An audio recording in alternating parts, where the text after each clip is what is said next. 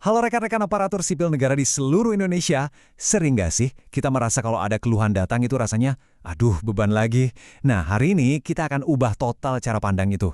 Kita akan kupas tuntas gimana caranya mengubah keluhan yang tadinya bikin pusing, jadi sesuatu yang justru membangun kepercayaan dari masyarakat. Ini bukan sekedar pertanyaan basa-basi loh, ini beneran sebuah ajakan. Ajakan buat kita semua untuk bareng-bareng melihat tantangan pekerjaan kita sehari-hari dengan kacamata yang baru. Oke, kita semua tahu ya, keluhan itu ya pasti ada, nggak mungkin bisa dihindari dalam tugas kita. Tapi, gimana kalau kita coba lihat dari sisi lain? Anggap aja ini bukan beban, tapi sebuah peluang emas. Serius, ini kesempatan buat kita nunjukin seberapa profesional kita. Dan yang paling penting, buat bikin warga makin percaya sama institusi kita. Baik, kita mulai dari dasarnya dulu ya. Fondasi dari semua komunikasi yang hebat itu ada di pola pikir kita, di pendekatan kita sejak awal. Ini tuh kayak dua sisi mata uang, nggak bisa dipisahin. Empati itu bikin kita nyambung. Kita bisa ngerasain apa yang warga rasain. Sementara profesionalisme itu yang jadi pagar kita, memastikan solusi yang kita kasih itu tepat, adil, dan sesuai aturan.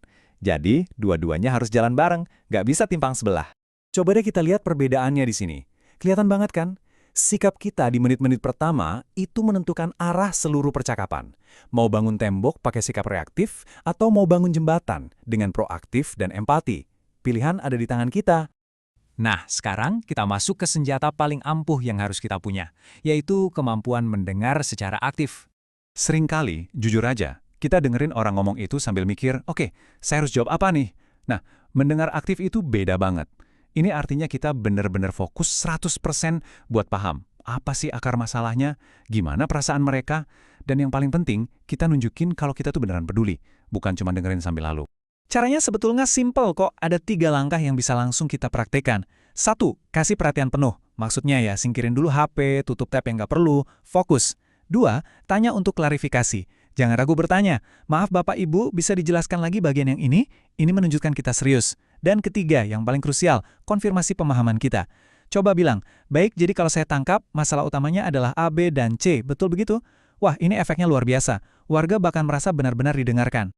Oke, setelah kita paham masalahnya, sekarang giliran kita merespons. Dan ini kuncinya, baik saat kita ngobrol langsung maupun lewat tulisan. Jangan sepelekan hal-hal kecil ya, karena justru ini yang dampaknya besar. Kontak mata yang tulus, nada suara kita yang tenang, posisi tubuh yang terbuka, itu semua bisa langsung mengubah suasana. Bahkan cuma dengan bilang, saya bisa memahami kekecewaan Bapak Ibu, itu udah bisa meredakan tensi loh. Sebaliknya, ada juga nih lampu merahnya, hal-hal yang harus kita hindari. Mungkin kita nggak sadar ya menyilangkan tangan atau memotong omongan warga. Itu semua bisa mengirim sinyal negatif. Kelihatannya sepele, tapi ini bisa bikin suasana jadi nggak enak. Dan percakapan jadi buntu. Gimana kalau lewat tulisan, misalnya email atau surat balasan? Kuncinya 1, jelas. Sudahi penggunaan jargon-jargon birokrasi yang bikin pusing. Langsung saja ke intinya. Masalahnya apa, solusinya bagaimana, dan langkah selanjutnya yang harus dilakukan warga itu apa? Clear and simple. Oke, sekarang skenario yang paling menantang. Gimana kalau situasinya udah panas? Warga sudah emosi? Nah, kita harus tahu cara menavigasi momen-momen sulit ini, tapi tetap profesional.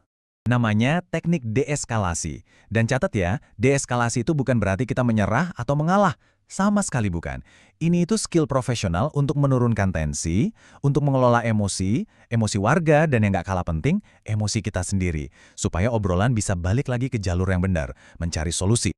Kuncinya ada di 3 langkah ini, dan ini praktis banget. Pertama, kita harus tetap tenang. Ketenangan kita itu menular loh. Lalu, validasi emosi mereka. Cukup bilang, saya mengerti ini situasi yang sulit dan membuat frustrasi. Kalimat itu aja udah ajaib. Kedua, setelah emosinya sedikit turun, tarik lagi obrolan ke fakta-fakta. Dan yang ketiga, tawarkan pilihan solusi yang jelas. Ini penting karena memberikan mereka rasa punya kendali lagi atas situasi. Terakhir, kita udah bahas banyak teknik nih. Terus apa sih dampaknya kalau kita bisa melakukan semua ini dengan baik? Apa big picture-nya? Ini bukan cuma soal nice to have. Komunikasi yang efektif itu pendorong utama. Dampaknya jelas banget dan ini yang kita kejar. Kepercayaan publik naik, kepuasan warga meningkat, dan otomatis reputasi instansi kita jadi jauh lebih positif di mata masyarakat. Coba kita renungkan ini sejenak, setiap interaksi, entah itu di telepon, lewat email, atau tatap muka, di momen itu, kita semua adalah cerminan dari pelayanan publik. Kita adalah wajah negara bagi warga, Jadi mari kita ubah cara pandang kita. Ingat, keluhan itu bukan serangan personal. Anggap saja itu sebuah undangan. Undangan untuk kita menunjukkan kualitas terbaik kita. Ini adalah kesempatan kita untuk membuktikan sebagai ASN kita melayani dengan hati, dengan empati, dan dengan integritas. Kekuatan untuk mengubah setiap keluhan menjadi kepercayaan itu ada di tangan kita semua.